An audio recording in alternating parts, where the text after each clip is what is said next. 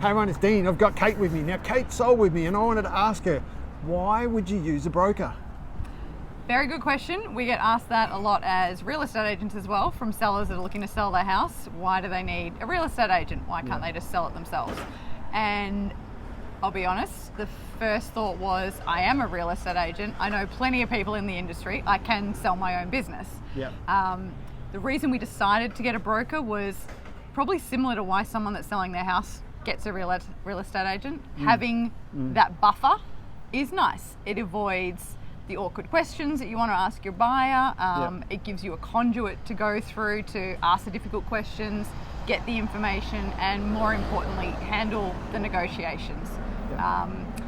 We looked at a couple of different brokers actually, and we decided to go with someone that really knew the market, that had track record, had success in our market as well, where our rent roll was based. I think that's really important. There's plenty of other brokers out there that might have a great presence in different states that are kind of branching out into Southeast Queensland. And for me, I wanted someone that knew the potential pool of buyers, had an existing database, had track record, knew the numbers. So for us, it was twofold. It was someone that knew the market and could find the right type of buyer that we wanted, and also someone that could really handle the negotiations and put the screws into the buyer if we needed that, which we did. Plus, it turned out that we actually sold our rent roll while we were overseas on a holiday, so it was nice having someone here doing all the legwork for me. Yep. And so apart from that also, it's a lot of moving parts that I think that in selling that, what do we do here?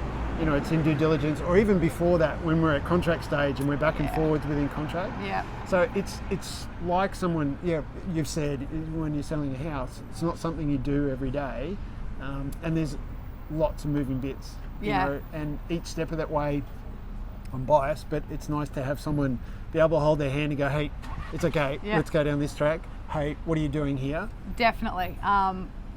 I have personally sold and bought homes. Obviously, I represent clients that want to do the same.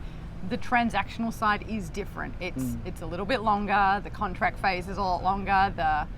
The negotiation to even get to a letter of offer was longer, and a little bit more intricate than just a buy a house, building and pair subject to finance. Like it is a little bit more detailed, and a few more curveballs come up that is nice to have someone that has done it 50 times that you could say, is this normal? Like, is this question normal, or are they kind of like trying to push here a little bit?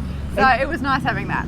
And sometimes it ends up also that, is this the buyer doing it or their solicitor? And sometimes having someone in the middle as a broker that can talk to buyer, seller, and seller's solicitor, all of that across, because if it gets into hands just of solicitors, sometimes that can be friction and pushes you apart. Definitely, and the lawyers are getting charged in 15-minute increments. They're happy to have long dialogue about important issues. So no, there was a couple of times I think getting like the buyer needing a finance extension or trying to get to the contract being signed.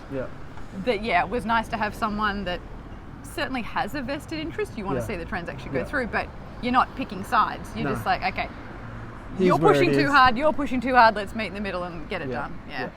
Anyway, just want to share. Thank you. Thanks, Cheers. guys.